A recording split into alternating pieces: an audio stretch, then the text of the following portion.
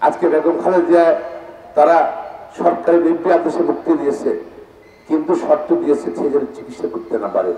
Proper চিকিৎসা মানে যে চিকিৎসা করার একটা অধিকার, সাংবিধানিক অধিকার। বেগম খালেদাকে সাংবিধানিক অধিকার থেকে তাকে বঞ্চিত করা হচ্ছে।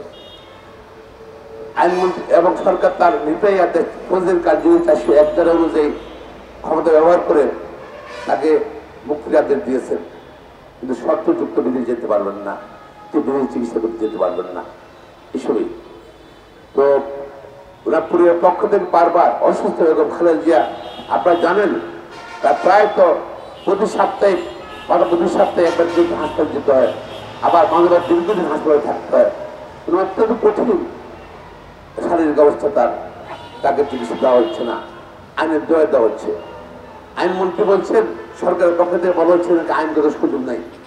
আমি এখানে বলতে চাই, এটা আইনের অপেক্ষা করা হচ্ছে। মাননীয় আইনমন্ত্রী 401 ধারায় কিন্তু মুক্তির কথা বলা আছে, 6 মাস পর অ্যাক্সিডেন্ট করেন যে এটা 401 ধারা নাই, তো কোন আইনে আপনি অ্যাক্সিডেন্ট করেন? আপনি অ্যাক্সিডেন্ট করেন জেনারেল ক্লজেস অ্যাক্ট বলে আইন আছে আমাদের।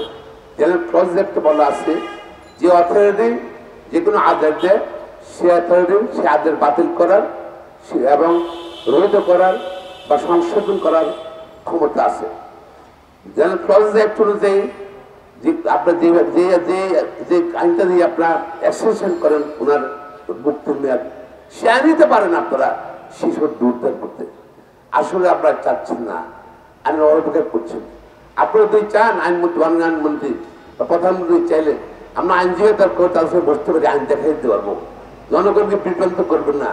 বেগম খালেদা জিয়া স্যাক্রিফাইস অনেক দেশের জন্য, গণতন্ত্রের জন্য, দেশ রক্ষার জন্য, এই জাতির জন্য সে নিজের জীবন দিয়ে দিয়েছে, পরিবারকে ধ্বংস করে দিয়েছে এবং গণতন্ত্র ফিরিয়ে দিয়েছে বাংলাদেশে। আন্দোলন সংগ্রাম করেছে এবং যে কোনো পর্যায়ে অসমের সঙ্গে আপোষণ ছিল। বেগম খালেদা চিকিৎসার সুযোগ করে দেন এবং না করলে যতদিন বেগম খালেদা আপনি এভাবে রাখবেন ততই কিন্তু আপনাদের সরকারের কিন্তু প্রতিহিংসাটার মধ্যে জনগণের আরো নগ্নের প্রকাশ হবে এবং এক পর্যায়ে জনগণই কিন্তু সরকার উৎখাতের ব্যবস্থা গ্রহণ করবে।